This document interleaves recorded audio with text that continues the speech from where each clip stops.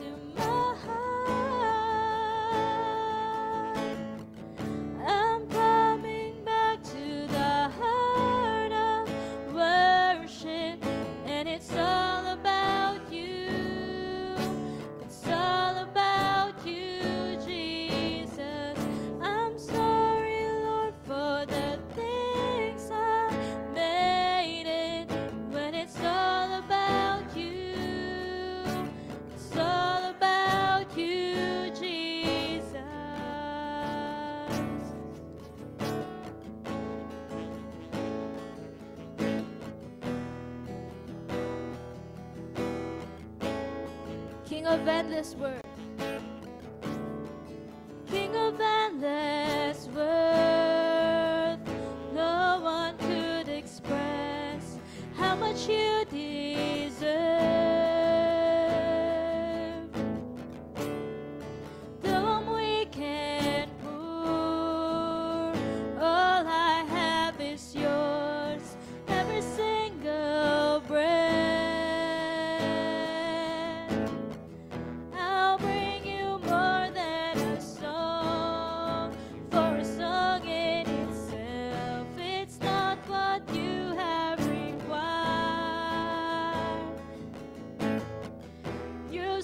Much deeper within, true the way things appear. You're looking into my heart. I'm coming back to the heart of worship, and it's all about you. It's all about you, Jesus. I'm sorry, Lord, for the things I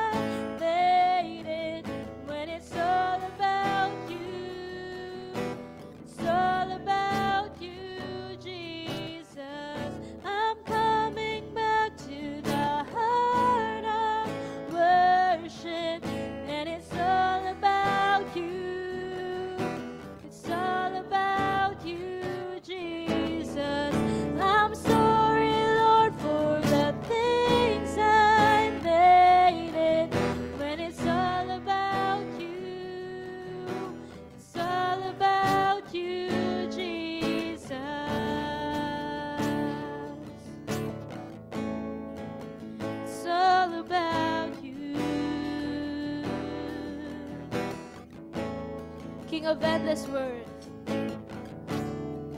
King of endless worth. No one could express how much you deserve.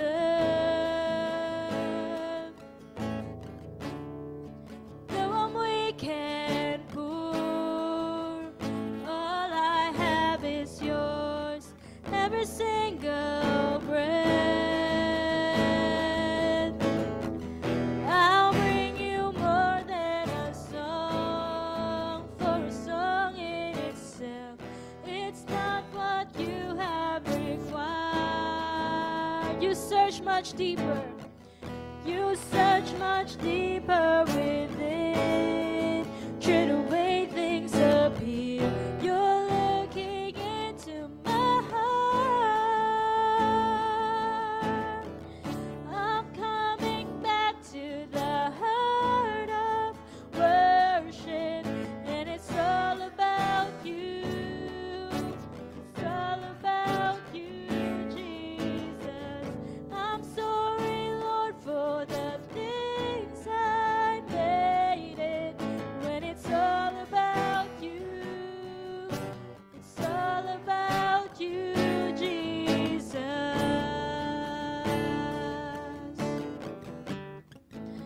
It's all about you.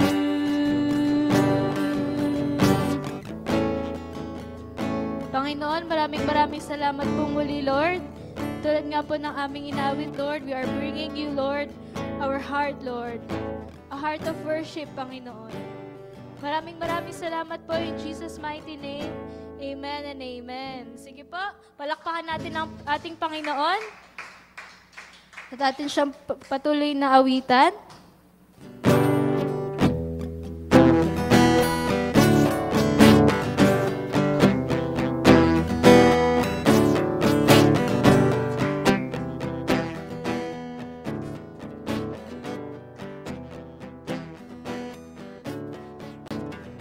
I'm trading my sorrow.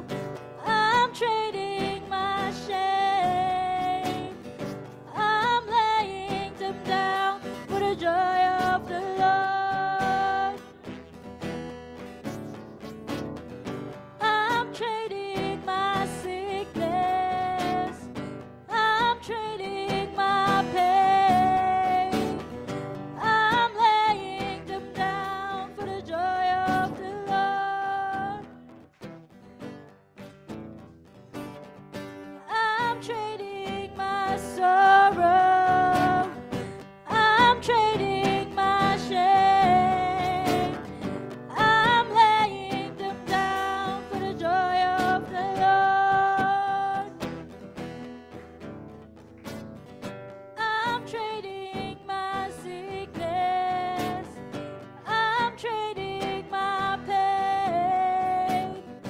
I'm laying them down for the joy of the Lord. Let's sing. Yes, Lord, yes, Lord, yes, yes, Lord. Yes, Lord, yes, Lord, yes, yes, Lord. Yes, Lord, yes, Lord, yes, yes, Lord. Amen. Yes, Lord, yes, Lord, yes, yes, Lord.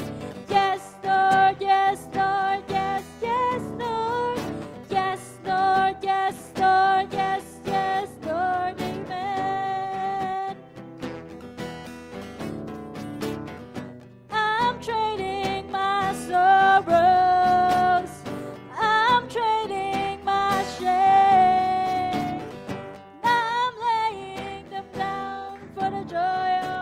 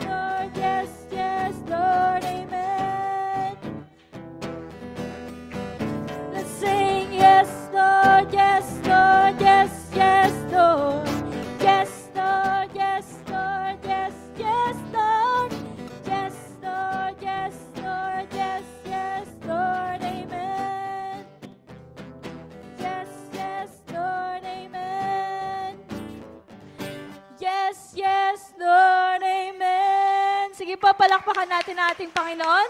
Hallelujah. Nakakaupo na po ang bawat isa.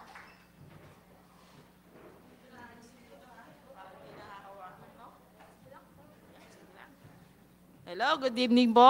Dinig nyo na yung boss, hindi ko hawakan para walang kuryente. Parang hirap mo walang hawak kung ako sanay. Ayan, Lord, good evening po. At sa mga nasa online, good evening po. Hello, Amber, may inaanak, good evening, hi. At sa inyong mga nasa online din, syempre, hi. Hi, Sister Edna, andyan. God bless, andito tayo, kaya nakakatuwa.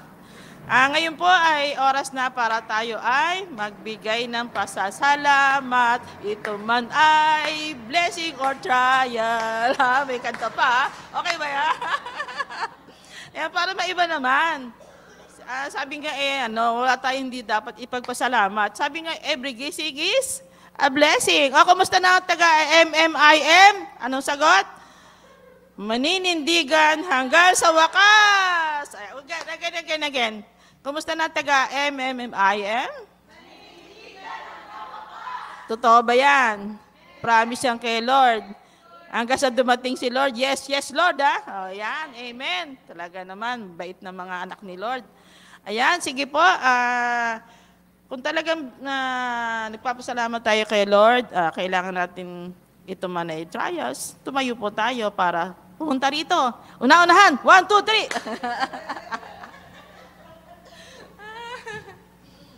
Nakakatuwa kay Ate Beth, talagang tatayo ka pag siya yung tumawag eh. Kasi unang-una nakakahiya sa Lord. Pangalawa nakakahiya sa Ate Beth. Amen. Purihin ng Panginoon. Good evening po, Lord. Good evening po sa ating lahat at sa ating kasama online. Parang nakakaano nga, wala kang hawa. Purihin ang Panginoon. Ako nagpapasalamat sa Panginoon dahil muli ako ay naka-attend ng midweek. Yun po talaga yung pinagpe-pray ko, yung maka-attend ng midweek. Kasi talaga pong parang ang laki ng pagkukulang pag hindi pag hindi ka naka-attend sa gawain. Yun, nagpapasalamat ako sa Lord dahil nandito nga po ako at kasama ko kayo. Pero alam ko naman po na kahit kakaunti tayo nandito sa kalagitnaan natin ating Panginoon di ba po? Kaya sabi nga na, ako nagpapasalamat kasi no Sunday po wala din ako. Hindi rin po ako naka-attend kasi po dumating yung anak ng tita naming namatay. Galing Canada. Siyempre nag-iisa yun. Parang gusto niyang makita yung mga pinsan niya rito. Kasi maliit pa nung nagpunta rito Kaya tuwan-tuwa, medyo napuyat kami kasi hinatid pa namin siya doon sa tinitirahan niya. Kaya medyo habi ko kay ate, magte-10 ako. Pagdating naman ng 10, yung mga kasama kong mga bata, hindi rin kumikilos, diba? Kaya sabi ko kay Sarah nga po, kasi nga, parang nagbabantay siya ngayon doon sa Misha pag Sunday. Sabi ko, sabihin mo nga doon sa kumari mo, huwag kang pagbantayin ng Sunday. Sabi kong ganun. Kasi, di ba, para pati yung mga bata pati siya, hindi siya Kaya yun, hindi ako naka-attend ng Sunday. Kaya hindi ko naipagpasalamat sa Lord yung ginawang retreat nung Sabado. Talaga naman po, nabe-bless ako. At totoo lang po, hindi totoo. Yung sabing, di ba, yung journey of generosity? Sabi ko, siyempre, nag-ano rin ako kung a-attend ba ako kasi maghapon, maghapon. Pero hindi naman po ako inantok. Saka naisip ko, generosity, kasi parang sa isip ko, siguro patungkol to sa giving, sa tithes and offering, kasi gusto ko pa rin po, sa totoo lang po, minsan nagkukulang din po ako. Kaya sabi ko, i-attend ako para mas maano pa yung kaalaman ko.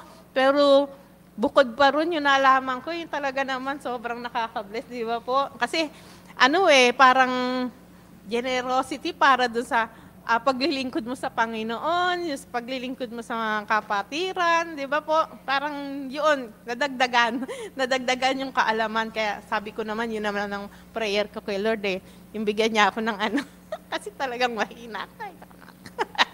Pero purihin ng Lord, yun, naka-attend ako. Yun nga po, yun may groupings tayo.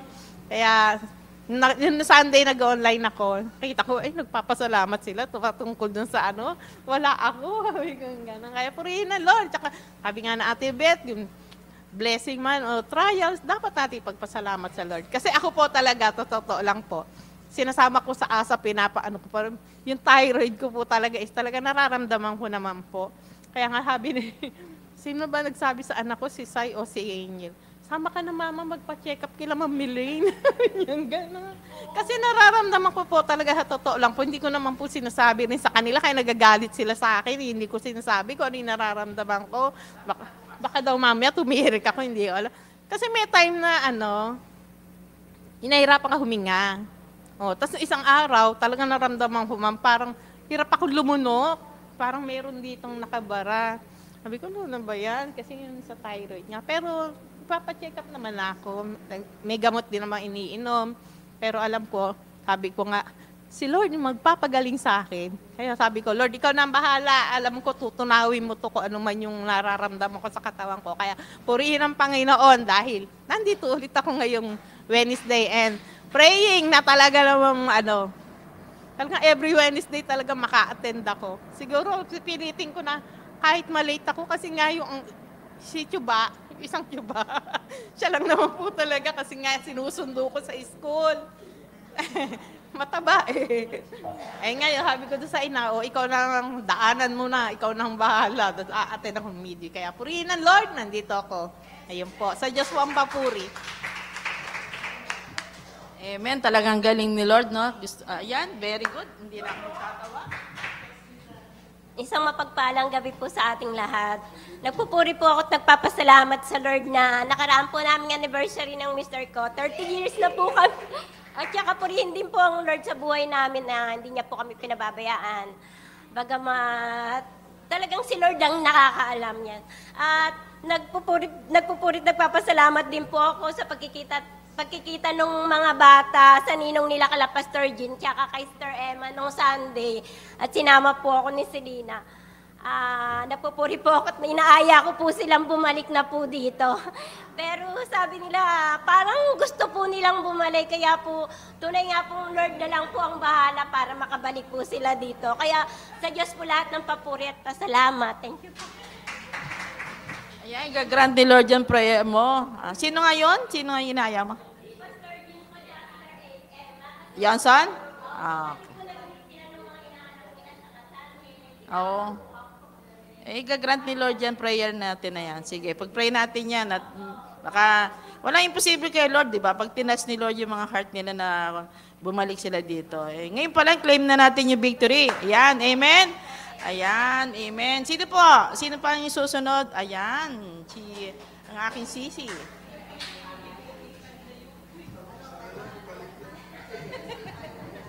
Yan, nagpapasalamat din ako sa Panginoon po dahil kakanta ako ngayon. Hindi, joke po. Parang feeling ko kakanta kasi dahil may mic, di ba? Parang Whitney Houston lang ang dating. Pero nagpapasalamat po ako sa Panginoon dahil nung Sunday po, bukod dun sa Journey of Generosity na alam naman na po natin lahat na lahat po tayo ay na-bless. Nagpapasalamat po ako sa Panginoon doon sa nag-celebrate din kami na anniversary, kala ni Ate Edna, sila lang Yan. So no Sunday, bagamat kakaiba yung anniversary celebration namin, dahil Sunday po naganap, so kahit pa paano pamerienda ng something sa 7 a.m. although hindi kinaya sa 10. Pero salamat sa Lord dun sa provision at saka dun sa, syempre po yung 29 years ng journey ninyo mag-asawa ay hindi naman po talaga palaging maganda yung dinadaanan. There are times na, yes, so there are times na syempre may ups and downs, pero salamat dahil yung faithfulness talaga ng Panginoon, talagang by His grace talaga po, kaya lalong napagtitibay yung pagsasama ng mag-asawa.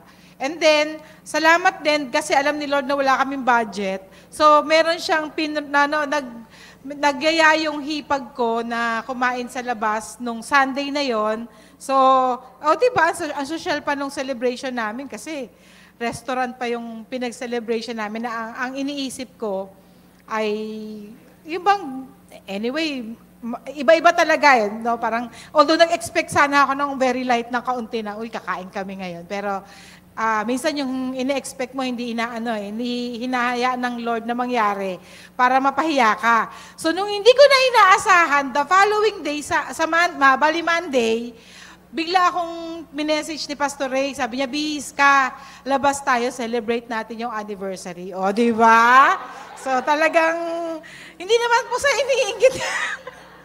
Hindi naman po sa iniinggit ko kayo, pero iniinggit ko na nga rin kayo, di ba? So, ayun po, kaya nakakatuwa na yung mga anak ko naman ay napaka-understanding nila, walang sumama, kaya pala walang sumama, alam na nila. Ay, meron pala. Pero yun nga, salamat sa Lord kasi nagkaroon kami ng time ni Pastor Ray na i-celebrate po na kaming dalawa lang yung aming pong anniversary. So sa Lord po yung papuri at pasalamat. Honey anniversary. Yan, sabi. Sa inyong Sister Pan, Sister Edna, ang aking sisi, happy anniversary. At syempre po, thank you rin po sa bumati sa birthday ko, napakarami. O, di ba? Ang gaganda ng message, nabasa ko yon. Kaya thank you sa inyong lahat, sa mga bumati pa noon. Thank you so much. Hindi ako nakapagpasalamat yata doon sa GC natin. Kaya ngayon, nagpapasalamat ako sa inyo. Kasi naramdaman ko yung pagmamahal nyo sa isang lola nyo, ha? Sa atin nyo. Ano na? Ayan, ganun din po ako. Siyempre, papasalamat ako. Sabi nga, every gazing is a blessing. Tsaka yung every driving ko is a protection God ni Lord. Kaya sabi ko nga, nung pag nagdadrive ko, Lord, hatid niyo po ako safe and sound. Balik niyo kami ng safe and sound. Kasi pag nagdadrive ka, hindi mo alam kung anong mangyayari sa'yo, di ba? Kung makakabalik ka pa ng buhay o hindi na. Kaya every driving ko, kaya lagi ako nagpapasalamat. Nakakarating ko, nakakabalik ng safe and sound.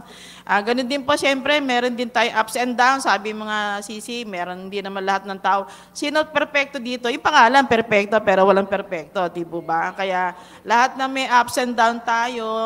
Katulad, siyempre, sa pamilya ko, meron din kaming ups and downs sa anak ko, yung nagkakaproblema din siyempre sa negosyo. Yun, nagpa-pray siya sa akin.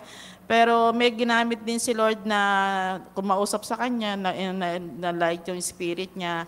Kaya thank you Lord sa mga panalangin. Kaya wag tayo magsawang manalangin sa mga kapatiran natin, sa bawat isa sa atin.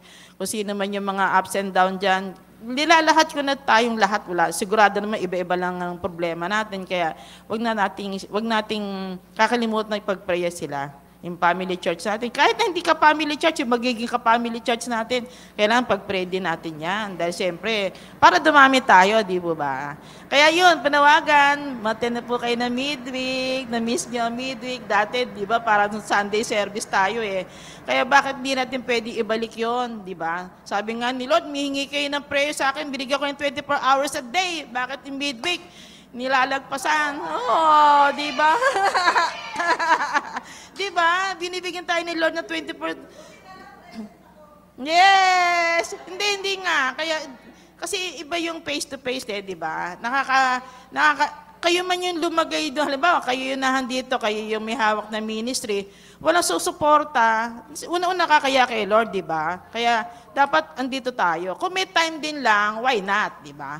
Kaya yun, ina-encourage ko lahat na umatin na po tayo ng midweek. Tsaka po yung prayer and fasting sa Saturday. Meron po tayong prayer and fasting.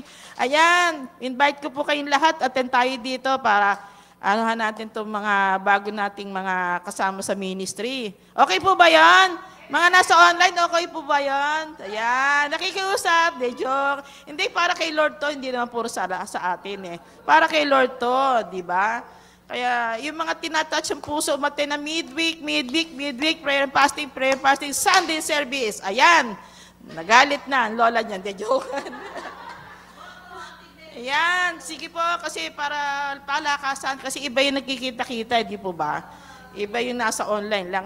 Nasa online, kung talagang no choice, may sakit o whatever, meron. Pero kung wala din lang, kaya natin pumunta, yung mga namamasahe, may mga sasakyan, pwede po tayo umaten. Kasi andyan si Lord, nag-iintay tayo, lagi tayo ni Lord na lumapit sa Kanya. Kaya ayan po, tapusin ko na po ito, nag-iintay na magsasalita, handa na po natin na ating ballpen, pencil, ang utak natin, puso, para makinig ng magandang message. Walang iba kundi ang aking poging pastor, ang guwapong pastor. Agree kayo? Agree? Amen daw. Ayan, sige na. Pastor Ruben Constantino.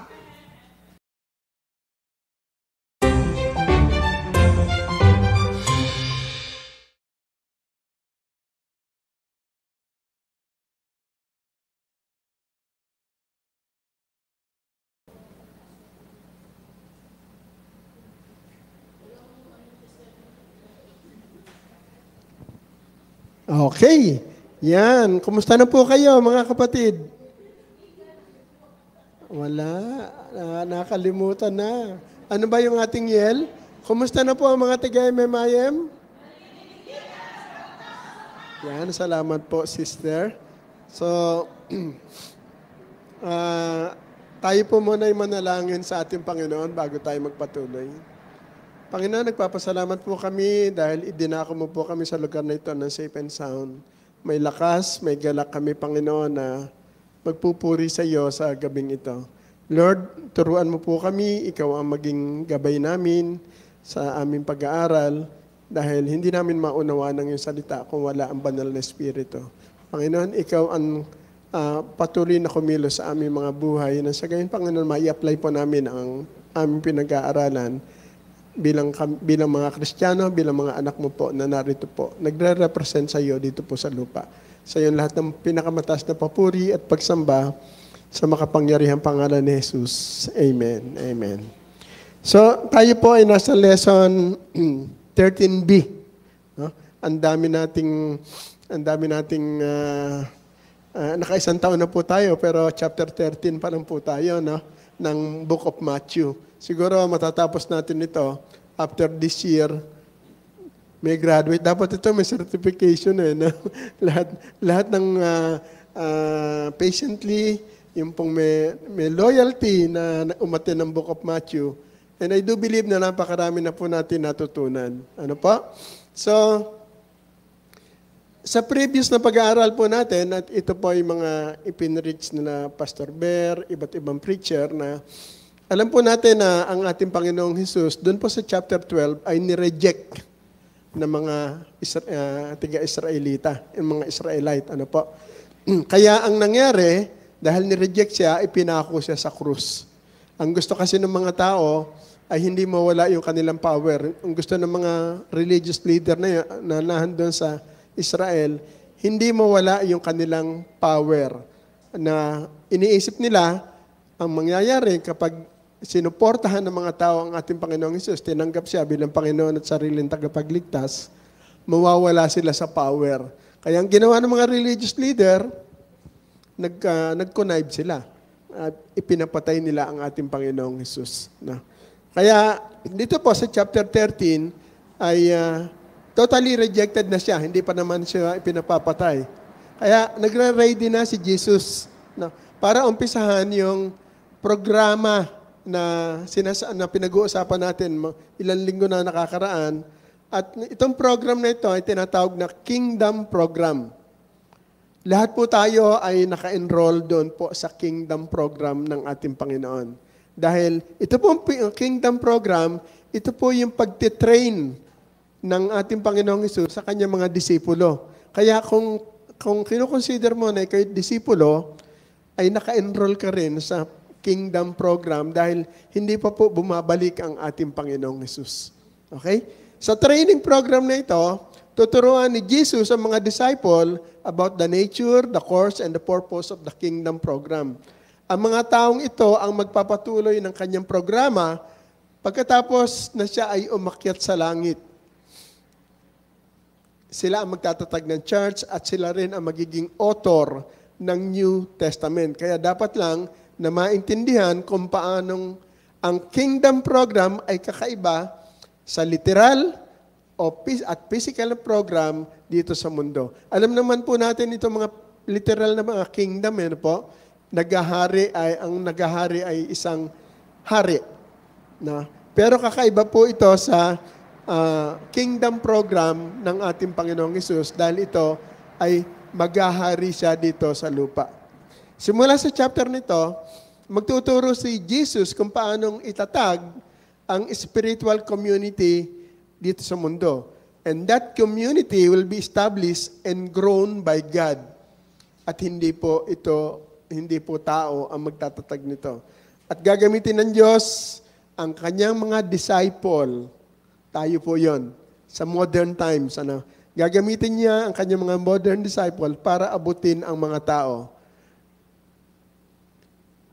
But their work even our work ay i-oppose po ng kaaway. Tama po ba? marami po tayong ginagawa na ino-oppose ng enemy.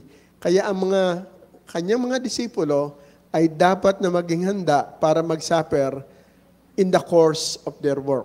Tanggap natin ang katotohanan ito, pero meron tayong struggles para maintindihan ito. Tama po ba?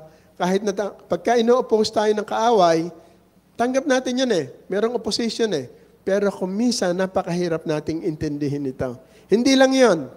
Si Jesus po ay magtuturo na sa paraang itinatago ang katotohanan sa mga unbelievers. Sinimulan kasi ng ating Panginoong Hesus na magturo ng parables. Kung iisipin nyo nga, nung una, nagtuturo ang ating Panginoong Hesus ng derechahan. Sinasabi niya sa mga tao, ito ang kingdom.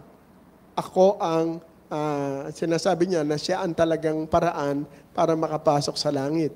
Pero lately, nung tanggihan na ang ating Panginoong Hesus na mga Hudyo, kung paano siya magturo ay sa pamamagitan na lang ng parables, na maging ang kanyang mga disipulo ay hindi kaagad naintindihan. Kaya dito po sa chapter 13, ito yung umpisa ng pagtuturo niya ng parables. Siguro hindi niyo po ito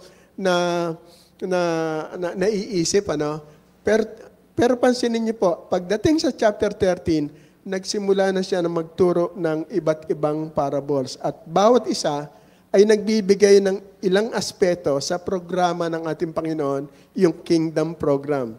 Pero bago po natin tingnan ang unang parable na pag-aaralan po natin, alamin natin kung saan ang setting, kung nasaan ang ating Panginoong Hesus. Kaya diyan po sa Matthew 13:1 to 2, ito po yung setting ng pag-aaralan po natin. Sabay-sabay po tayo, 1, 2, 3.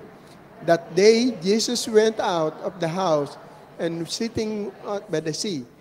A large crowd gathered to him. So he got into the boat and sat down. And the whole crowd was standing on the beach. Dito po lumabas ng bahay ang ating Panginoong Hesus at umupo siya sa tabing dagat.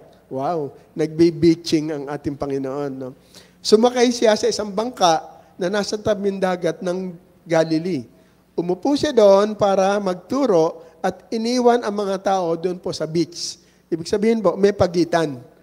Si Jesus nasa bangka, yung mga tao ay nasa beach. Sinadyang maglagay ng pagitan ni Jesus at sa mga tao para hindi siya maabot. Merong isang dahilan dito, kaya gusto niyang malayo sa mga tao. Kasi yung mga tao, kaya gusto nilang lumapit kay Jesus, gusto nilang gumaling sa kanilang mga sakit. Kaya mas malamang, itong mga taong ito, hindi sila interesado sa mensahe ni Lord Jesus. Kaya ang mga tao, walang magawa, kundi pakinggan muna nila si Jesus sa kanyang mensahe. Kung nanatili siya sa beach, pipilitin siya ng mga tao na magpagaling at hindi na siya makapagtuturo. Pero mahalaga ang kanyang intensyon na ipaalam ang kanyang message. So dito po sa eksenang ito, makikita po natin kung paanong si Jesus nais niya na bigyan priority ang ating spiritual needs kaysa sa ating physical needs during this time on earth. Mas concerned po siya sa pagpapagaling ng kaluluwa. At ang solusyon para gumaling ang isang kaluluwa ng isang tao, makarinig ng salita ng Diyos. Kahit na gusto niya magpagaling ng mga may sakit. Ito ang dahilan kung bakit hindi niya agad ibinibigay yung mga material needs ng mga tao o maging yung kanilang physical needs. Ginagawa niya iyon para manatili ang isang tao na makinig sa kanyang salita. At yung kanyang word, yung kanyang salita, will heal us and bless us sa paraang hindi natin inaasahan. Amen?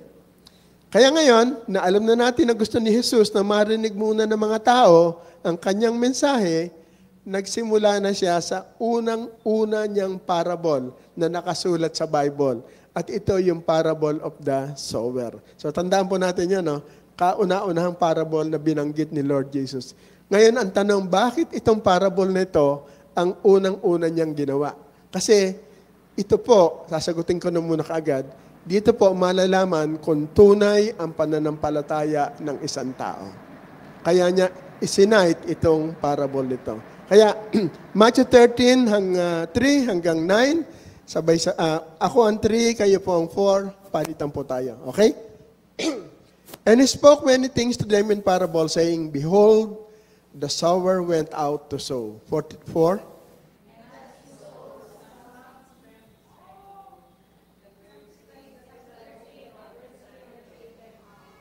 Five, others fell on the rocky places where they did not have much soil, and immediately they sprang up because they had no depth of soil. 6.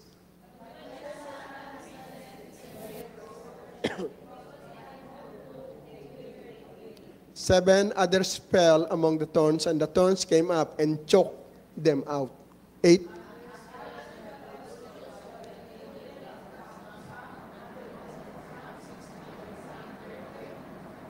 Nine, sabay-sabay po tayo. He who has ears, let him hear. Yung salitang, he who has ears, let him hear, malalim po yun. No? Parang hindi natin maintindihan. No? Ito, katulad ng sabi ko sa inyo kanina, since ito ang unang parable ng Book of Matthew, paano ba natin uunawain ang isang parable? Ano ba sa Tagalog yung parable? Ayan. Akala ko parabola. Talinghaga po, no? Ang parable po ay gumagamit ng pangyayari sa ating pang-araw-araw na buhay para ipakita ang spiritual truths. Dahil tayo po, familiar tayo sa ordinary situation, it allows us para maintindihan po natin ang deeper meaning ng spirituality. Sa gayon, ang parable ay paraan para makakuha ng maraming meaning mula sa isang simpleng istorya. No? Pinalalabo ng parable ang katotohanan at ito ang nais gawin ni Jesus. Tulad dito ng isang puzzle. Para masolve ang isang puzzle, kailangan na ang mga parte ay kompleto. At ito ay they fit together. Kung hindi, ibig sabihin yung puzzle ay mali. Kaya tingnan po natin itong first parable. Mapapansin agad natin na ito ay binubuo ng apat na parte o apat na kondisyon. May makikita tayong mga detalye dito na magkakaiba at ang iba naman ay magkakapareho. Tingnan natin kung ano yung magkakapareho. Sa bawat kondisyon ay merong farmer o sower. Di po ba? Hindi apat ang farmers na nagtatanim ng iba't ibang field, sa iba't ibang field. Isang farmer lamang ito naghahagis ng seed habang naglalakad. Kung isipin natin, ang farmer na ito ay walang kwentang farmer. Bakit? Naghahagis siya ng seed kahit saan. Wala siyang pakialam kahit saan ito bumagsak, para bang yung seeds na hinahagis niya, unli.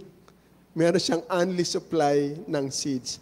Ni hindi niya inihanda yung lupa, ni hindi siya nag-araro, hindi siya nagdilig, o kaya ay nagbunot ng mga damon ligaw para sa kanya, bahala na kung tutubo or hindi. No? Ganyan, yung nakakaintindi ng pagtatanim dito, sasabihin nila, parang walang isip yung farmer na yan. No?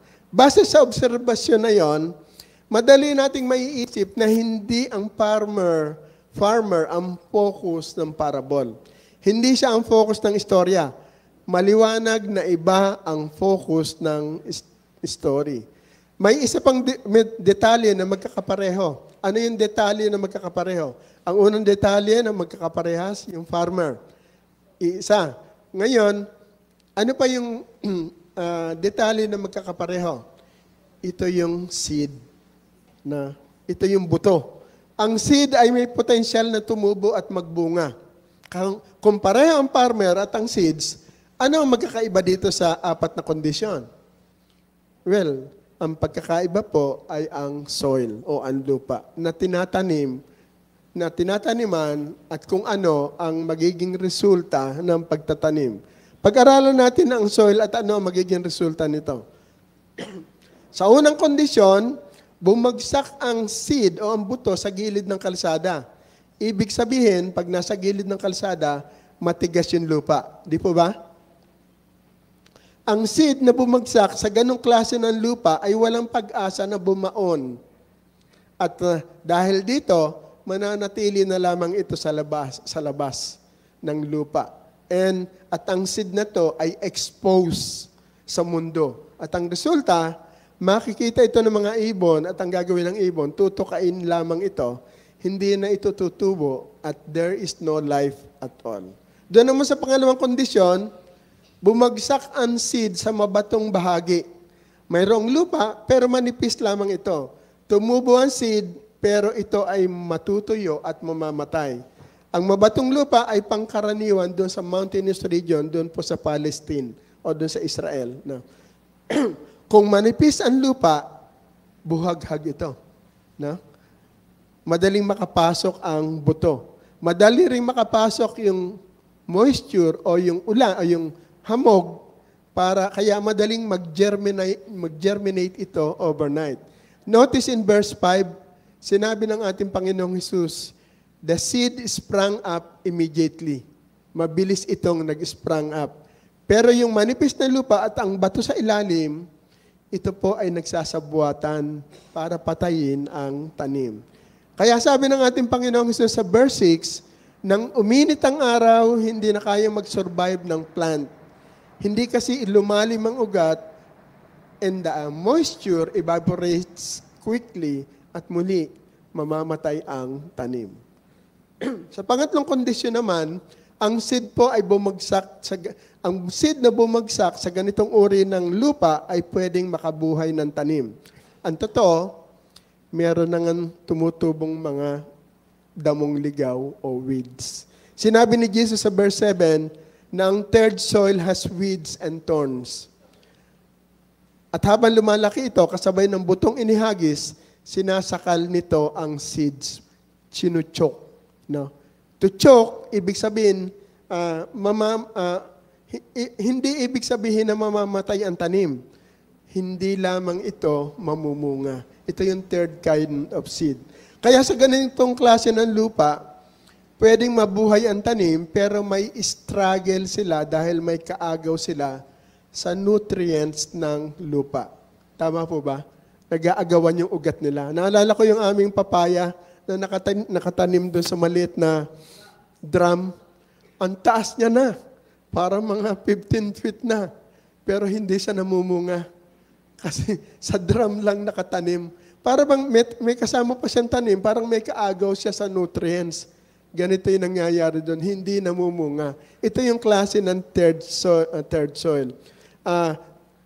Maaring buhay ito, pero nabubuhay lamang siya for survival. At wala itong lakas para mag-reproduce.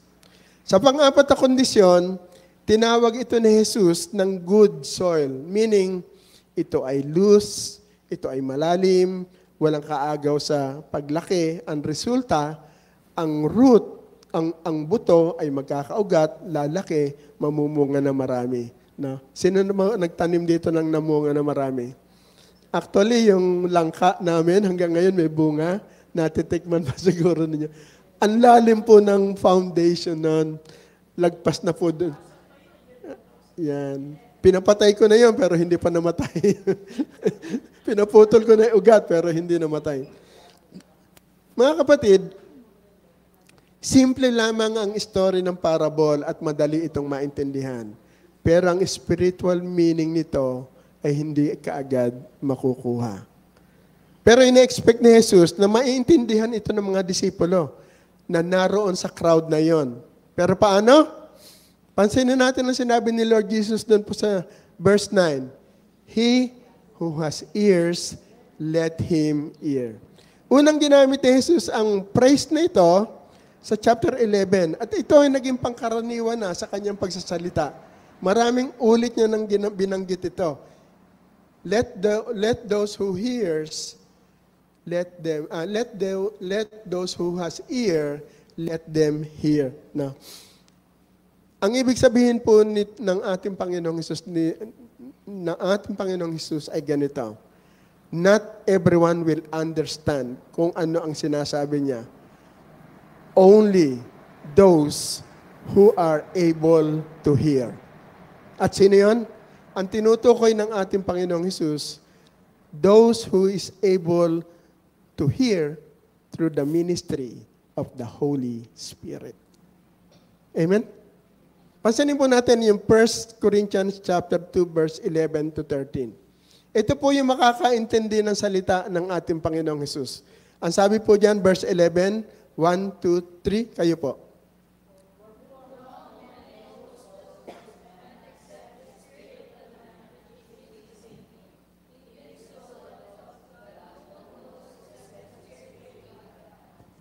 Sino nga ba ang nakakaintindi ng iniisip natin? Kundi yung Espiritong nasa atin. Tama po ba? Ako naman po doon sa 12. Now we have received, ito po pansinin niyo po ito Now we have received not the spirit of the world, but the Spirit who is from God, so that we may know the things freely given to us. Yung Spirit na yun ay binigay sa atin ng ating Panginoong Hesus nung tayo po ay manampalataya sa Kanya. We receive the Spirit of God. Kaya mga kapatid, kung mapapansin nyo, naiintindihan yung sinasabi ko, which is very spiritual, na galing sa Word of God. Kaya nyo lang po maintindihan yan dahil ang nagpapaliwanag sa atin yan ay walang iba po, kundi yung Espiritu ng Diyos. Verse 13, kayo po ulit.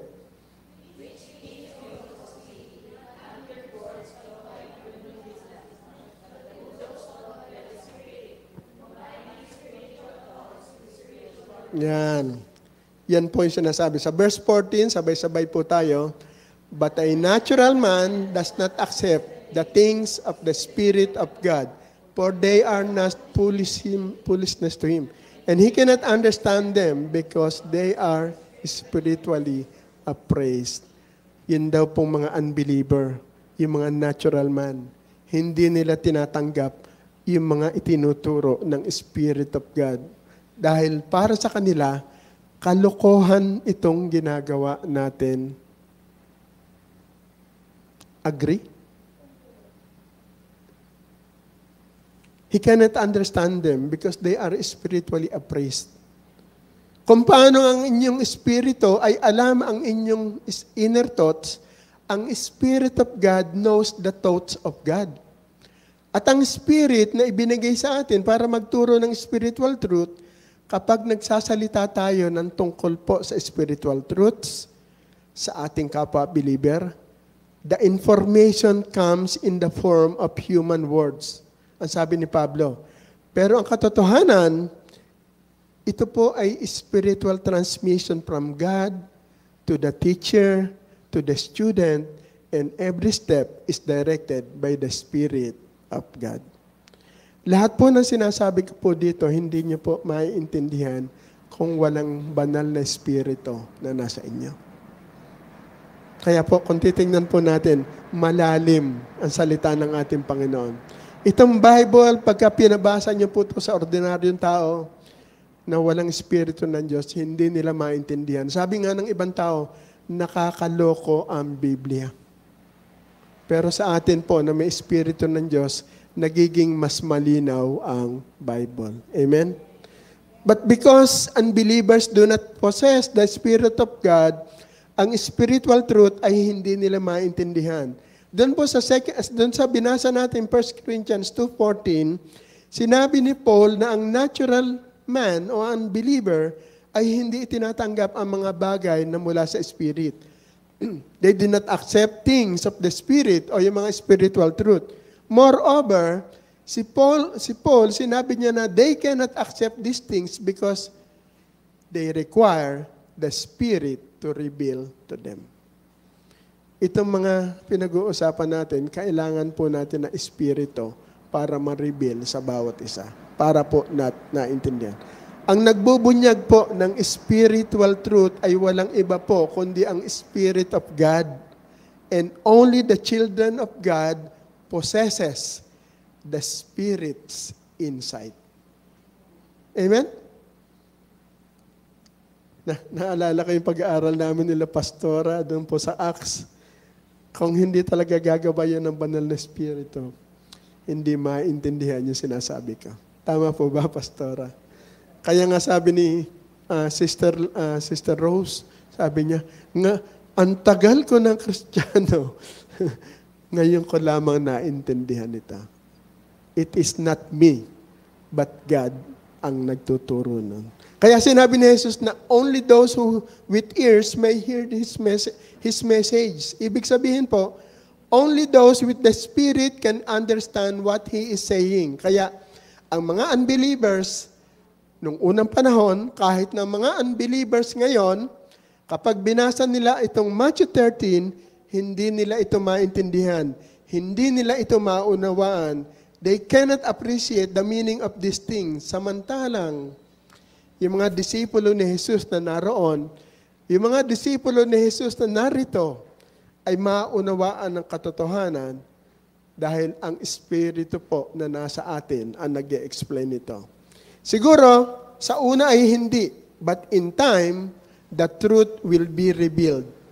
Pinalalabo ni Jesus ang katotohanan dahil sa pag-reject sa kanya ng Israel na ipinalawanag ni Jesus sa mga susunod na verses. Verses Matthew chapter 10, 13 hanggang 17. Isa't isa rin po tayo. No? Ako po sa una. And the disciples came to him.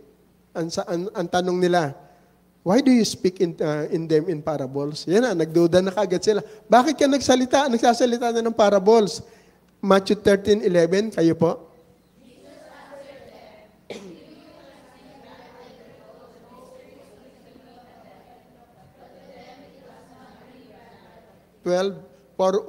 For whoever has, to him more shall be given, and he will have an abundance. But whoever does not have, even what he has, shall be taken away from him. 13.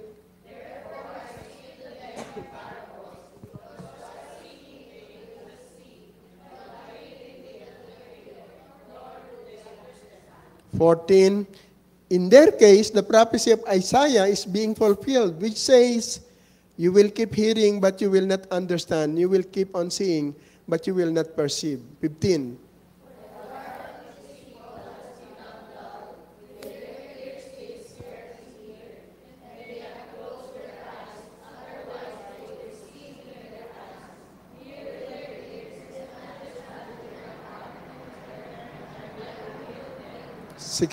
But blessed are your eyes because they see, and your ears because they hear. 17.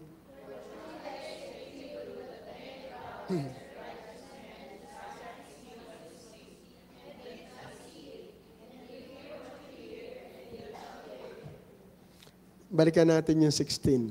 Napakaganda ng 16. Blessed are your eyes because they see, and your ears because they hear. Ibig sabihin, nauunawaan nyo ang salita ng ating Panginoon. Dahil sa pag-reject ng Israel kay Jesus, binago niya ang approach ng kanyang ministry. Hindi na siya nagtuturo openly at gumagamit na siya ng parables sa kanyang pagtuturo exclusively. Doon po sa 13:34, isinulat ni Matthew na simula ng mga oras na yon, hindi na nagturo si Jesus nang hindi gumagamit ng parables. Kaya maging ang kanyang mga disipulo ay nagulat.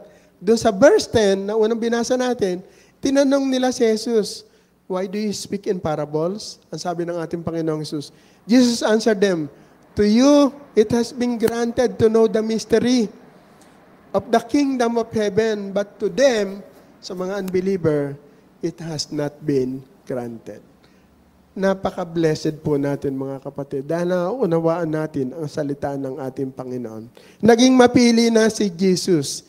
He only reveals the truth to those who have faith in Him.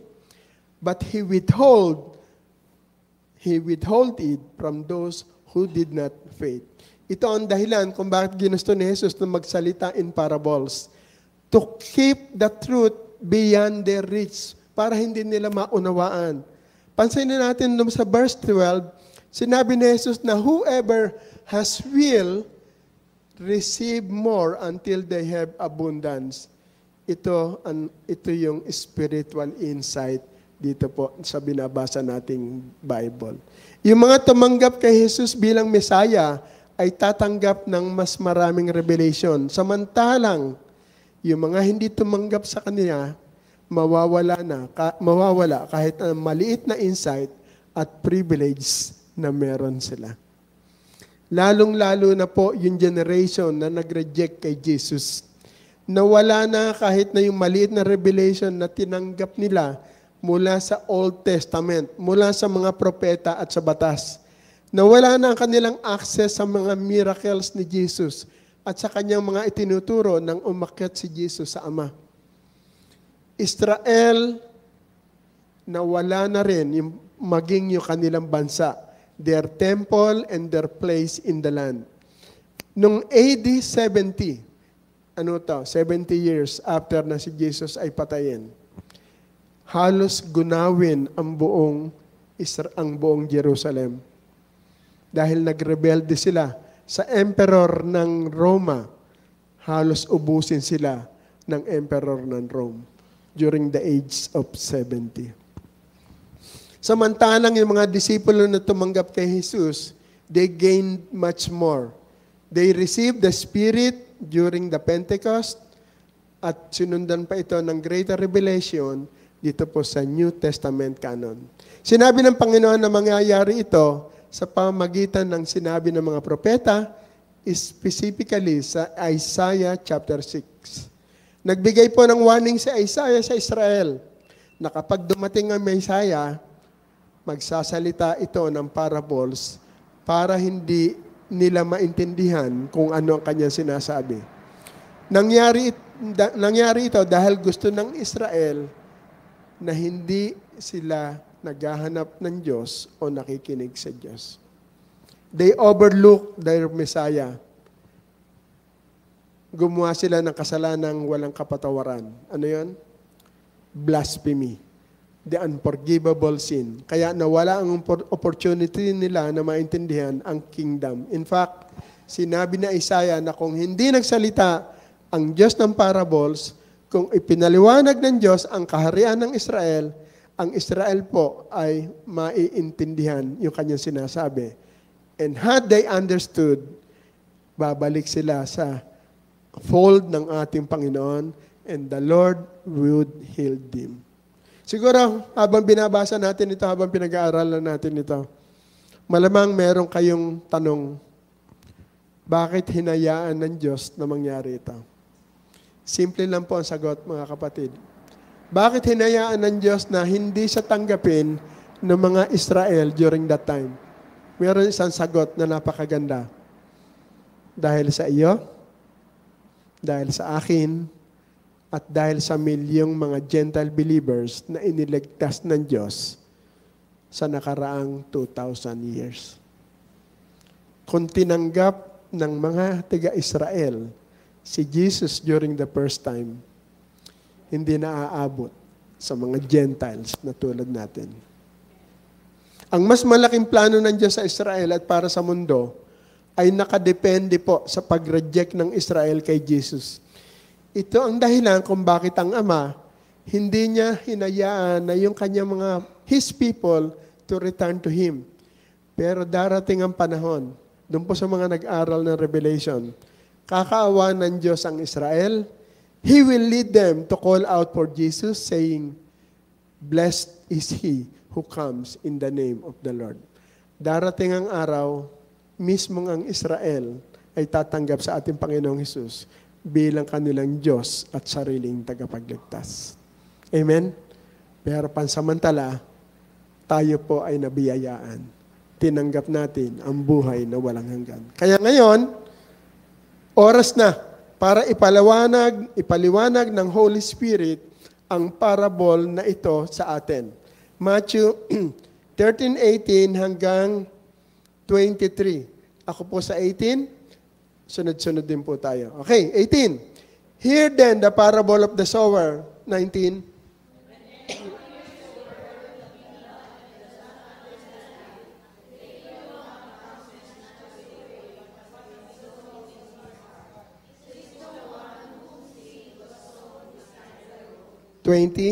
The one on whom seed was sown on the rocky places, this is the man who hears the word and immediately receives it with joy. 21.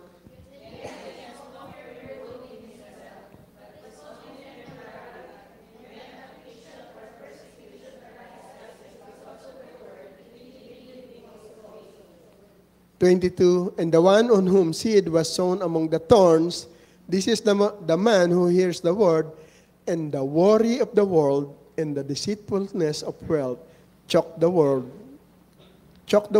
and it becomes unfruitful. 23.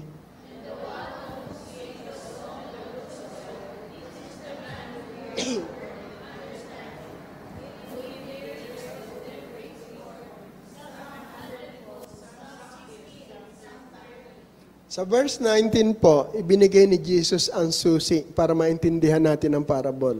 So, balikan natin verse 19. Ang susi po, sinabi ni Jesus na ang buto ay ang word of the kingdom at ang soil, it pictures the heart. Sa Luke, sa kaparehas na istorya sa Luke, ito po ang makikita natin ng mas malinaw. Sa Luke 8 verse 11, ang sabi po dyan, now, the parable is this. The seed is the word of God. So malinaw po dyan, no? Yung buto, ito yung ikinakalat na word of God. So the seed represents the planting of the word of God. Ang butong yon ay itinanim sa puso ng mga tao na naglalarawan sa ating espiritu. So planting a seed in the ground pictures the word of God coming to live and grow inside us spiritually. Amen? Therefore, ang bawat isa sa apat na kondisyon na iyon ay nagpapaliwanag kung paanong tutugon ang tao sa kingdom message o sa kingdom program message o sa gospel. Ayon sa parable, mayroon lamang apat na pwedeng tugon sa mga nakakarinig ng gospel sa panahon natin. Lahat ng responses sa gospel will fit into one of these four conditions. Sa verse 19, ang unang kondisyon represent sa taong nakarinig ng salita ng Diyos, pero hindi niya yun maintindihan, and the devil removes it from them. Mas malinaw yung explanation po dito ni Luke. Sa Luke 8:12, pakibasa po natin yan.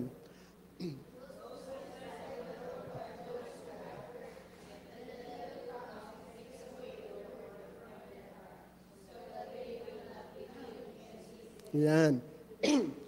Ang problema dito ay puso. Masyado matigas yung puso ng tao. Tulad ng lupang matigas, ang salita ng Diyos ay walang chance ang pumasok at lumago. Darating ang kaaway para alisin ang salita sa atensyon ng taong iyon para hindi siya magbago. Sa pangalawang kondisyon, madaling nakapasok ang buto sa lupa. Kaya ang taong iyon ay parang tinanggap meron salitang parang. Parang tinanggap niya ang salita ng kaligtasan ng may kagalakan. Pero sinabi na Jesus, wala itong ugat. Kung walang ugat, hindi ito mabubuhay. Ang kanyang pagtanggap sa salita ay panlabas o pakitang tao lamang at pansamantala. Sa sandaling ang pananampalataya ay sinubok ng trials at persecution, mamamatay ang tanim. Tulad dito ng isang punla na nakatanim sa malalim na lupa. Pero hindi pala. Tumubo ka agad no? Pero hindi pala. Darating ang panahon, ang pananampalataya ng taong yon ay mamamatay. Tulad ng tanim na hindi naman talaga nagkaroon ng tunay na tsansa. Sa pangatlong kondisyon, nagkaroon ng ugat ang salita ng Diyos sa kanilang puso at nagsimula itong lumago. Pero nadadaya sila ng mundo at naaakit sa kayamanan. Ito ang naging hadlang sa halip na mag-invest sa kanilang spiritual growth and reproduction, nauubos ang kanilang oras at lakas in fighting to survive. Kaya ang resulta, Hindi sila namumunga, spiritually speaking. Remember, in this condition, nagkaroon po sila ng ugat. Nagkaroon ng ugat ang buto. It lives in the heart, it lives on the heart, but it amounts to little but no spiritual benefit. Sa pang-apat na kondisyon, sinabi ni Jesus na ang taong ito ay nakinig sa salita ng Diyos, naintindihan niya ito, nagsimula itong mamunga ng spiritual fruit, at yung salitang understand, ang ibig sabihin po nito, meron silang insight sa salita ng Diyos. It's not merely knowing the plain meaning of the word, but rather it means na-appreciate nila ang deeper implication ng katotohanan. Kaya ang taong ito, nagsimula niyang i-conform ang kanyang sarili sa katotohanan at ipinamumuhay niya ang salita ng Diyos. Sa paraang yon, namumunga siya ng spiritual truth. Spiritual fruit. And of course, that fruit is more seed, more spreading of the truth, leading to more disciples in their way. Maliwanag mga kapatid, may gustong tumbukin dito ang ating Panginoong Hesus. Malilito lamang tayo kung pipilitin natin maintindihan itong mga klase ng tao na nagre-represent sa condition. Kung titigil tayo dito, malilito lamang tayo. Ano po? Kasi meron dulo ito itong parable na ito. Sa unang kondisyon, ang taong ito ay spiritually dead person. Maaring siya ay isang atheist o hindi talaga naniniwala sa Diyos, hindi siya interesado sa Diyos o sa religion man lang. Okay na siya sa ganong religion, sa ganong kondisyon. Hindi mo masasabi na ang taong ito ay believer. At ang nakakalungkot, nangyayari ito kapag ang pinahayag ang gospel. Sa pangalawang kondisyon, tumugon ang taong ito sa gospel na parang nagkaroon ito ng ugat sa kanyang puso. Tumugon siya ng may kagalakan sa mensahe ng Biblia. Pwede siyang umaattend na sa church o sa Bible study. Maring nagpabaptize na rin itong taong ito. Ito yung second condition. Tumugon sila coming entirely from the flesh.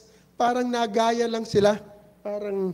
Parang sila ay nabatak lang. Naaya lang, uy, masarap pala maging Kristiyano. Pero, nung dumating ang trials at persecution, madali silang nagbago ng isip at tumigil na lang. At meron tayong mga taong ganyang kakilala. Ultimately, bumalik sila kung saan talaga sila. They are spiritually dead. Talon tayo doon sa condition number 4. Dito ay makikita natin ang kabaligtaran ng dalawang naunang kondisyon. Ang taong ito ay maliwanag na na-born again sa pamamagitan ng kanyang paniniwala sa gospel. Ang espiritong patay ay napalitan ng espiritong galing sa Diyos. Buhay. Higit pa roon, namunga siya, nag-mature. Sila ay mga believer and have become the outward witness of the truth. Nabansin niyo ba? Tinalunan natin yung condition number 3. Kasi yung condition number 1 and 2, talagang hindi mananampalataya yon. Pagdating sa condition number 4, talagang tunay na na-born again yung taong yon. Tinalunan natin yung condition number 3. Bakit? Kasi po, that person, narinig niya yung salita. He becomes spiritually alive, yet produces no spiritual fruit. Binanggit ni Jesus ang parable na ito para bigyang pansin ang condition number 3. Mas nilinaw ito kung paano tinapos. Nagtapos si Jesus sa kanyang parable. Wala po yan sa Book of Matthew. At yan po ay makikita naman natin sa Luke chapter 8 verse 16 to 18. Tingnan po natin kung paano nagtapos yung parable na yan. Ang sabi po sa 16, ako po babasa, No one after lighting a lamp covers it over with a container or puts it under the bed, but he puts it on a lampstand so that those who come may see the light. 17.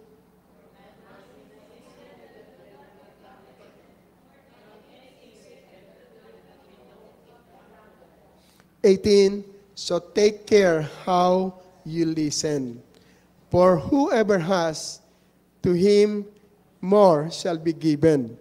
And whoever does not have, even what he has, he shall be taken away from him. Wow! Yung pala ang ibig sabihin ng ating Panginoon. Ano? Pagkatapos na ipahayag ng ating Panginoong Hesus ang parable, ang naging application niya ay ito pong condition number 3. Binigyan niya ng,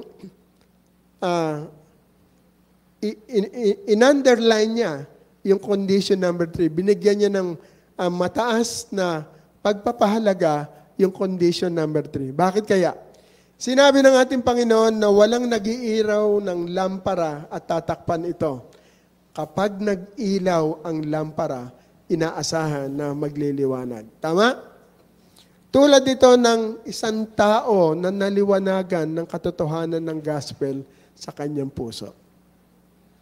Inaasahan ng ating Panginoong Hesus na magliliwanag ka bilang katunayan sa kanyang kaluwalhatian o sa kanyang glory. Kapag hinayaan natin ang mga pag-aalala sa mundo na makaabala sa iyo, inilaan ang lahat ng lakas para mabuhay sa halip na umunlad, nagtago ng pagiging saksi, ang liwanag na nasa iyo ay matatakban ng pagnanasa ng laman at hindi mamumunga para sa nagtanim ng salita sa atin. Ang punto po ng ating Panginoong Hesus, naligtas po tayo sa pamamagitan ng message of the gospel dahil merong purpose. At alam niyo kung anong purpose? Maglingkod tayo sa kingdom program ng ating Panginoong Hesus. At kung maglilingkod tayo kay Hesus, tulad ng kanyang inaasahan, hindi natin hahayaan na ma-distract tayo ng mga pag-aalala sa kayamanan sa mundong ito. Malalaman mo na ikaw ang nasa panganib ng Christian number 3 kung pakiramdam mo, nariyan ka, nabubuhay ka para mabuhay lamang sa mundong ito. Bumabagsak ka kapag may pagsubok o kaya ay may temptation. Kaya ang tanong, meron ka bang struggle para sumunod sa pangunahing disiplina ng iyong pananampalataya? Nag-i-struggle ka ba na pumunta sa church o umattend ng church? Nag-i-struggle ka ba na umattend sa Bible study o sa prayer? Gumagawa ka ba ng spiritual commitments pero lagi mo namang hindi ito sinusunod? Nangako ka na magiging seryoso ka sa ating Panginoong Hesus, pero nang may dumating na problema, you break that promise. At kung ikaw yan, condition number 3 Christian, kailangan mo ng spiritual wisdom sa gabing ito, mula sa parable na ito. Kailangan makita within your spiritual eyes that the enemy is fighting you. Hinihila ka niya pababa. Sinasakal ka niya. Hinahayaan mo siyang gawin niya ito sa iyo. Alam kasi ng kaaway na kung magiging seryoso ka sa iyong pagiging mananampalataya ni Kristo at magiging matatag ka sa pangakong ginawa mo kay Jesus, magiging mabunga ka. Hindi ka lamang makakatagpo ng kagalakan, kundi matatagpuan mo ang mga pangakong hinahanap mo hanggang sa pangwalang hanggan. And you would finally fulfill your purpose bilang disciple. You would be following Christ. Yan po ang malaking pagkakaiba ng kingdom program ng ating Panginoong Hesus kaysa po dito sa literal na program. Sa kaharian na darating, lahat tayo ay magiging glorified body at magiging walang kasalanan. Sumusunod kay Kristo sa kanyang salita perfectly. Pero sa ngayon, during the kingdom program, meron tayong struggle against the sin, against the flesh, against the enemy. Ang susi sa paglilingkod kay Kristo, successfully sa ating panahon, let the word of Christ grow in your heart. Ipamuhay ang kanyang salita, ang dapat na maging goal natin, nang sa gayon, maging ilaw tayo sa mundo. Pansinin niyo po mga kapatid, nagsisimulang magtayo ng kingdom program ang ating Panginoon. Ang hinahanap niya, yung talagang na-born again. Yung condition number 3, alanganin yun. Yung dalawang condition, patay. Yung condition number 3, alanganin yung gusto niyan sumunod na parang hindi. Pero yung condition number 4, talagang susunod. Ang hinahanap ng ating Panginoon, tulad ng condition number 4. Pero kung condition number 3 ka, natatangay ka pa ng kayamanan, questionable ang pagiging mananampalataya mo. Magandang gabi po at tayo po ay manalangin sa ating Panginoon. Panginoon, salamat po sa iyong salita. Simple ang parable of the soil, parable of the sower. Pero napakaganda naming pag-aralan, Panginoon. Panginoon, kilala mo po ang bawat isa na narito. Kami po, tuwing Miyerkules, tuwing Linggo, nakikinig kami ng iyong salita. Tulungan mo po kami, Panginoon, sa pamagitan ng Banal na Espiritu na patuloy naming maunawaan ito nang sa gayon, Panginoon, makasunod kami ayon sa nais mo. Itong spiritual kingdom, Panginoon, itong ninanais mo po sa lahat ng iyong mga anak. Meron kang programa, Panginoon, at lahat ng tao na naka-enroll dito ay yung mga tunay na mananampalataya lamang. At ang nais mo, Panginoon, ang pagsunod sa iyo ay taos sa aming mga puso. Kaya, Panginoon, sa iyong lahat ng papuri at pagsamba, itong aming panalangin sa pangalan ni Jesus. Amen. Amen.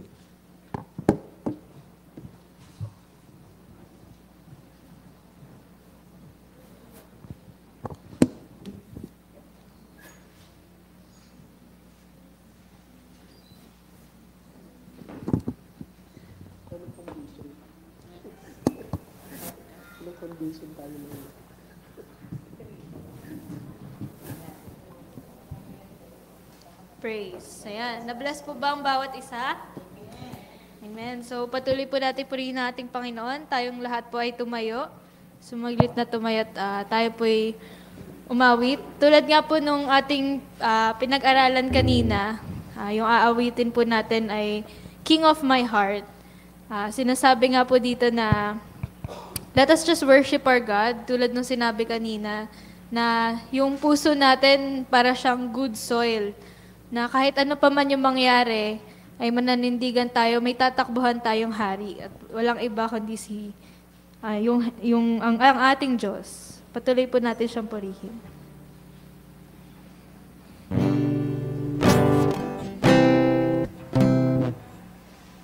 Sorry po.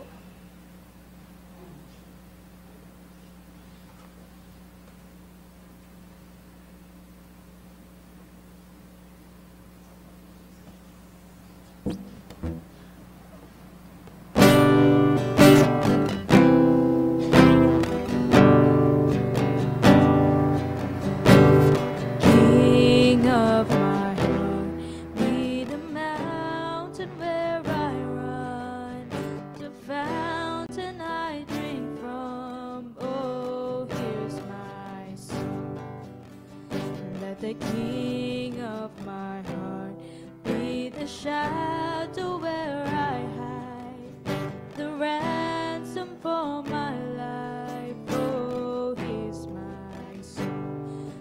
You are good, you're good, oh. You are good, you're good, oh. Let the King of my heart be the mountain where I run, the fountain I drink from. Oh, here's my song.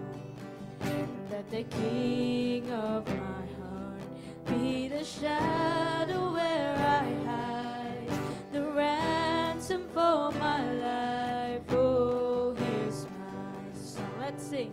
You are good, you're good. Oh, you are good, you're good. Oh, you are good, you're good. Oh, let the King of my heart be the wind inside my sail, the anchor in the waves. So here's my song. Let the King of my heart be the fire inside my veins, the echo of my days. Oh, here's my song. You are good, you are good, you're good. You are good, you're good. You are good, you're good. Let the King of my heart be the mountain where I run, the fountain I drink from. Oh, here's my song. Let the King of my heart be the shadow where I hide, the ransom for my life. Oh, here's my song. You are good, you're good. Oh, you are good, you're good. Oh, you are good, you're good.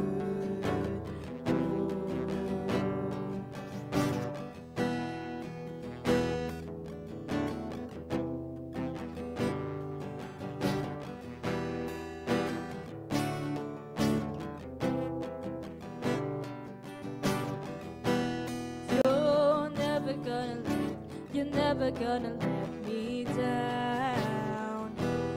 You're never gonna let me down. Let's sing. You're never gonna let me down. You're never gonna let me down. You're never gonna let me down. You're never gonna let me down.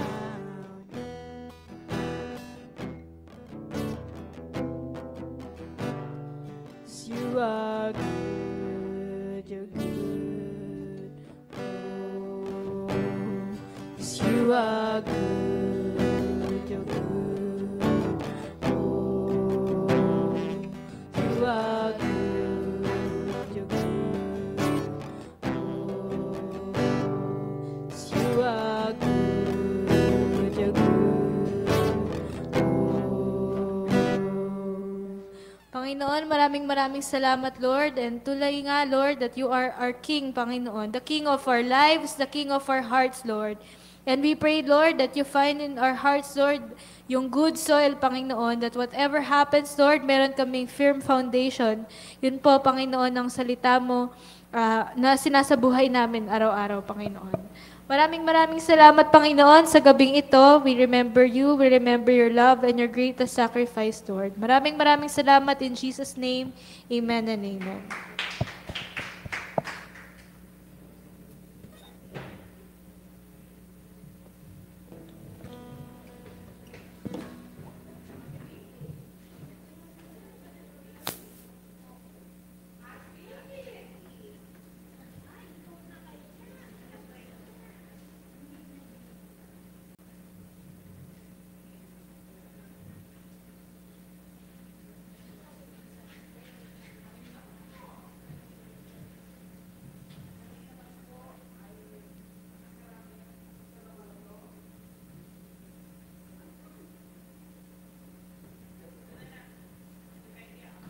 Yun.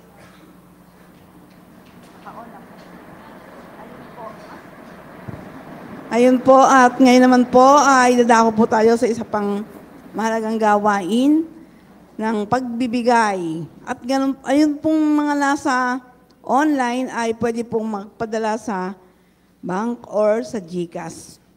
Let us pray. Panginoon, marami pong salamat, O Diyos, sa gabing ito, Panginoon, na patuloy na So aming natutunan, Panginoon, sa pag-aaral ng iyong salita. Tunay nga, Panginoon, na napakabuti mo sa aming mga buhay. Patuloy na tinuturuan mo po kami sa bawat araw, Panginoon. At nagpapasalamat po kami sa gabing ito. At ganoon din po, Panginoon, sa aming pong pagbibigay. Patuloy pong ikaw ang patuloy na kumilos, Panginoon, sa bawat isa. Pagkalooban mo po, Panginoon, ng pagkakakitaan ng aming mga kapatid upang sa gayon, Panginoon, makasama po namin sila, Panginoon, sa pagbibigay. I-bless mo po ang bawat isa, Panginoon, at patuloy na magamit po ito sa ikalalawak pa ng iyong salita. Marami pong salamat. Sa iyo po ang papulit pa salamat. Sa pangalan ni Jesus. Amen.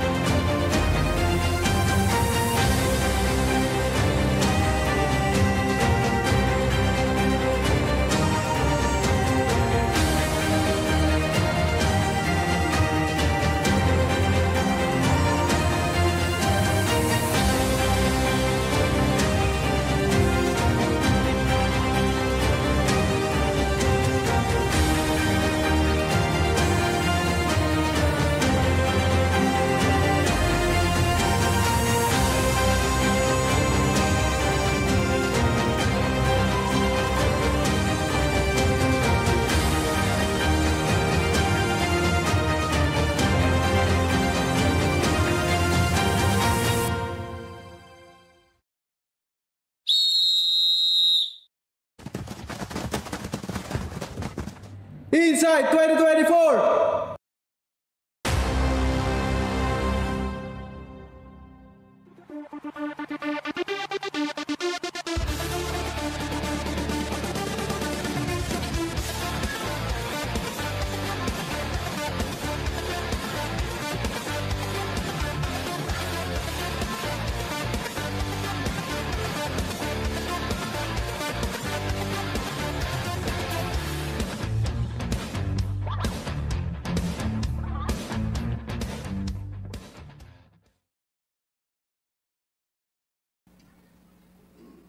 Yan, marami pong salamat sa natapos na gawain. Siyempre, bago po tayo maghiwa-hiwalay, ay hindi natin kakalimutan na ibatiin po yung mga nakasama natin. Siyempre, marami pong salamat sa mga nakasama po natin dito sa atin pong face-to-face na midweek fellowship. And for those po na nakasama po namin online, yan, shout out po kay Pastora Lourdes Abrigo ng MMIM Baguio. Nakasama rin po natin si Sister Joy Laganson, si Maricoy Ruby Holiganga, Sister Rhea Macabinta ng MMIM Imus, and si Sister Meng Molina. Yan, shout out po. Siyempre nakasama din po natin online Pastora Cherry De Leon. Yan, patuloy po nating isasama si Kuya Raymond sa panalangin.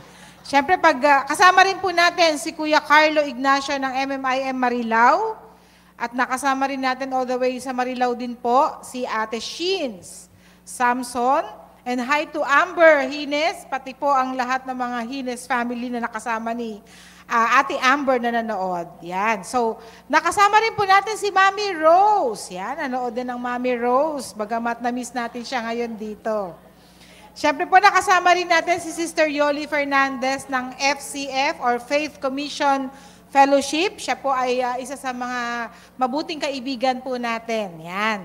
And then, salamat din po sa mga star senders na nagbigay po ng kanilang, nagbigay po sila generously sa ating Panginoon. Si Pastora Cherry De Leon po, 100 stars. Si Pastor Ray Betchayda, 50 stars. Sister Rhea Macabinta, 50 stars. So sana po ay yung iba po sa atin, pwede na rin po tayo mag-send ng stars kasi po yan po ay pwedeng accumulate as extra fund po for our media ministry. And also, patuloy ko po rin inaanyayahan ng lahat sa atin pong nalalapit na Summer Youth Camp. Kung meron po kayong mga anak na wala namang gagawin during Holy Week, ay pwede po nating ipadala sa youth camp. Napakadami po ng product po ng youth camp na ito. Isa na po doon ako at si Pastor Ver na naging produkto po ng youth camp. And I know na kung paano po gumalaw ang Panginoon during our times ay patuloy pong gagalaw ang Panginoon sa mga kabataan natin ngayong henerasyon na ito. And then, kasi po pag pinatagal pa natin, well, tinulungan niyo po yung ministry, pero kasi po next month po, 3,000 na yung registration fee. Sayang naman. Ngayon po, 2,800. So, yun po. So, tayo pong lahat ay tumayo. Actually, very timely po yung sigaw natin. Ano yung sigaw natin? Naninindigan hanggang wakas. Yan. Kasi, di po ba napatunayan natin na yung mga Kristiyano na nandun sa condition number 4, yun yung mga Kristiyanong naninindigan hanggang wakas. Amen po ba? So tayo pong lahat ay yumuko, tayo po'y manalangin. Panginoon, marami pong salamat na patuloy na minsan pa, Panginoon, pinaalala mo yung kondisyon ng bawat tao, Panginoon. Hindi na dapat kami nagugulat, Panginoon, na bakit marami kami before, pero ngayon ay kakaunti kami, tunay na iba't iba ang kondisyon at iba't iba, Panginoon, yung papaano namin mapagtatagumpayan yung lahat ng mga sitwasyon na amin pong kinakaharap. But we do not have the right, Lord, to condemn them, Panginoon, but we are remembering them in our prayers, Lord, that you continue to touch them, Lord. At dalangin ko, Panginoon, na bagamat yung iba sa amin ay hindi namin nakikita ngayon, but I pray, Lord, na somewhere along the road, Panginoon, patuloy ka nilang matagpuan at patuloy na sila po ay lumalim at patuloy po, Panginoon, na magpatuloy para sa iyong gawain. Kami naman po na patuloy na nakikibaka, Panginoon, dalangin ko that you give us, Lord, extra grace and extra strength, Panginoon, to overcome every hardships, every opportunity, Panginoon, that we could linger on you, Panginoon. Salamat sa tuwi-tuwi na, Panginoon, na patuloy na pagpapaalala mo sa amin that you are always in control, Panginoon.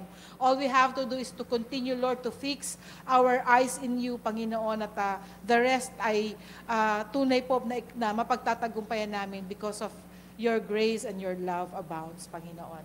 At sa amin pong pag-uwi, dalangin ko po, Panginoon, na ikaw ang patuloy na mag-ingat sa amin, patuloy na ang pag-ibig ng anak, ang siyang patuloy naming maramdaman at ang pag-iingat ng banal na Espiritu, Panginoon. Maraming pong salamat. Ito po ang aming samot dalangin sa pangalan ni Jesus. Amen and amen.